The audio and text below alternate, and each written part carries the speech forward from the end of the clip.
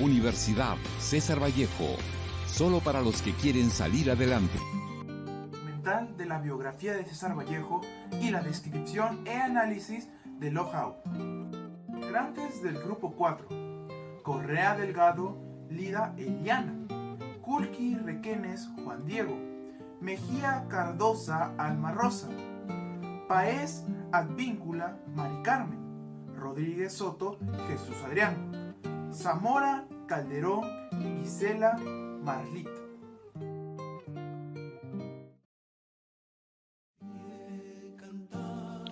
Todos conocemos a nuestro más grande poeta y escritor peruano, una persona que supo alcanzar las más altas cumbres de la literatura universal y expresión poética del Perú, que es César Vallejo. Pero ¿alguna vez has pensado qué incentivó a César Vallejo para crear una de sus obras más polémicas, que es Locke? Si quieres resolver tus dudas, iniciemos.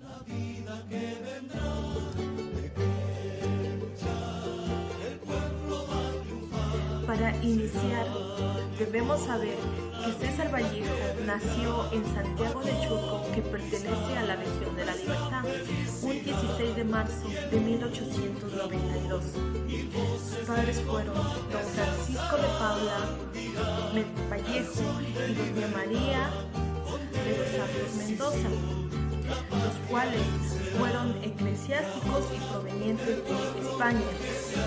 También fue el último de 11 hijos. En 1900 y 1904 llevó a cabo sus estudios primarios en su lugar de nacimiento.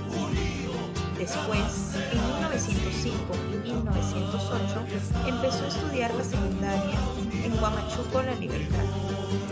Entre 1913 y 1917 empezó a cursar en las universidades de La Libertad y Trujillo, estudiando la actitud de literatura. Realizó su licenciatura el 22 de septiembre de 1915 con su argumento El romanticismo en la poesía castellana. Además, en 1913 regresa a Trujillo con el propósito de retomar sus estudios universitarios en letras, por lo que trabajó como profesor en el Centro Escolar para Varones número 241 y luego como profesor de nivel primario en el Colegio Nacional San Juan, donde tuvo como alumno a Ciro Alegría.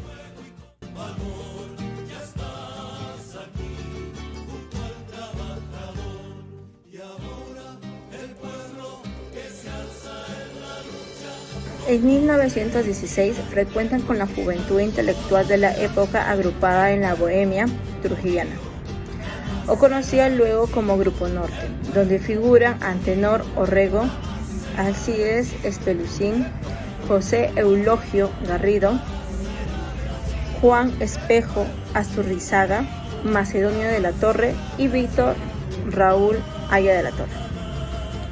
Era una etapa muy oscura para César Vallejo, la muerte de su madre estando en Lima, y el dolor de no poder visitarla lo destruyó por dentro. César Vallejo recuerda a su madre con ternura, con admiración, como una persona amorosa y justa.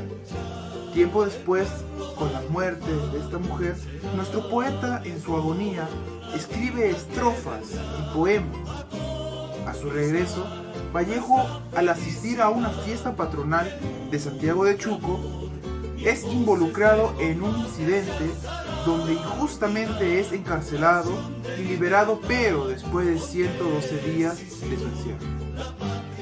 Al pasar de los años, a inicios de 1938, César Vallejo trabaja como profesor de lengua y literatura en París, pero en marzo se supo que sufrió un agotamiento físico.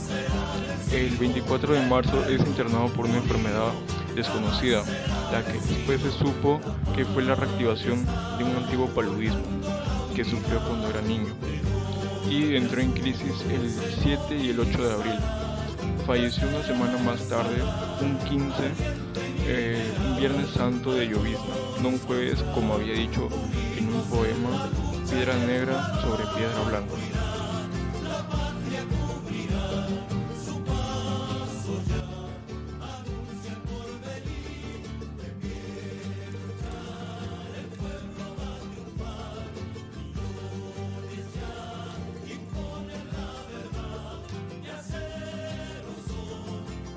A pesar de los años después de su muerte, se logró aceptar la obra teatral Locao, ya que en su tiempo se rechazó por contener muchos actos de violencia, por ser un arte comprometido que muestra el entorno social que se vivía en ese tiempo. Dice Georgette Vallejo que esta obra fue escrita en Francia en los años de 1930, debido a que fue escrita en francés y luego fue traducida al español por el mismo César Vallejo. Ahora nos hacemos esta pregunta: ¿cómo llegó César Vallejo a interesarse por el teatro? Es en la tesis que ha sostenido. En 1915, para graduarse de bachiller en la Facultad de Filosofía y Letras de la Universidad de Trujillo, el romanticismo en la poesía castellana, que encontramos una primera mención sobre el teatro, concerniente a la obra teatral de José Zorrilla, Don Juan Tenorio. Pero es después de su llegada a Francia que César Vallejo se acercara cada vez más al teatro. Preguntamos, ¿de qué trata la obra teatral? El tema Locao es el cierre de una gran empresa capitalista y las contradicciones que genera entre empresarios y obreros, el cual posee 5 escenas. Quisiera saber, ¿de qué tratan las 5 escenas? Escena 1.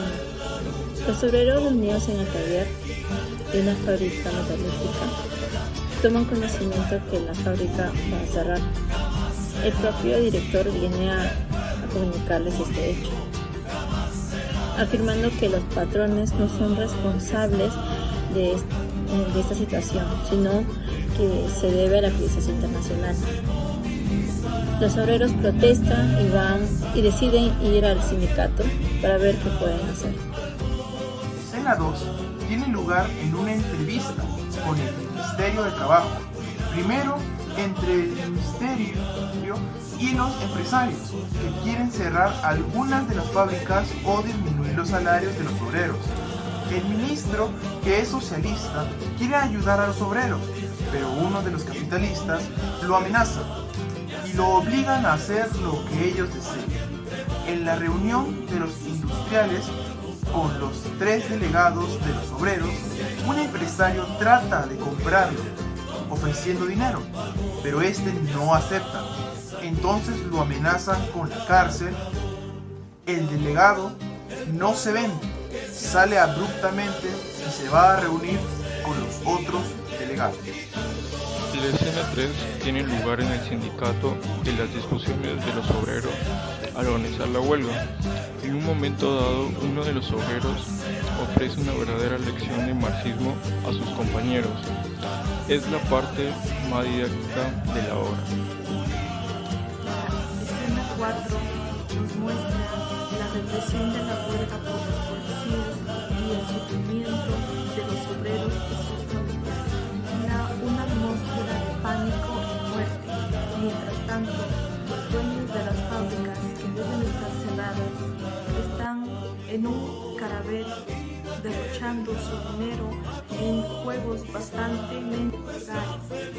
La escena termina con el asesinato del guardia por el policía, por él haber descubierto que este guardia era un solo. La escena 5 narra el triunfo de los obreros y la fábrica ya no será cerrada, ni los salarios serán disminuidos. Sin embargo, esta victoria no es sino un paso hacia la revolución proletaria.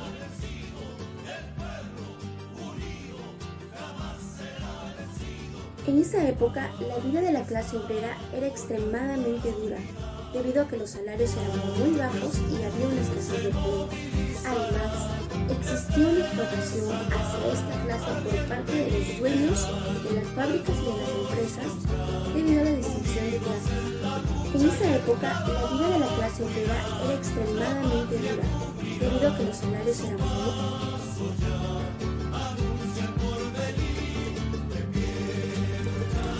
Ciertamente, en el entorno donde vivía y veía César Vallejo, podía apreciar la desigualdad y la injusticia que vivían los obreros, siendo oprimidos por la mano dura de los dueños, para poder llevar comida a sus hogares y poder suplir las necesidades de su familia.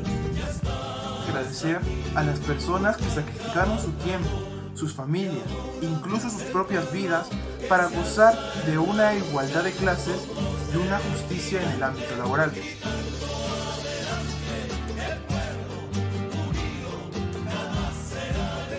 Gracias a la inmolación de los obreros, de los padres de familia y de toda persona que quiere igualdad, podemos tener actualmente un ambiente laboral correcto, con todas las medidas de salud, bienestar mental y salarios justos, que se consiguieron con lucha y muertes de muchas personas. Aunque parezca que la actualidad es la ideal y la que buscaban los antiguos mártires, todavía falta mucho que mejorar, porque ahora la tasa de desempleo e informalidad todavía es muy alta.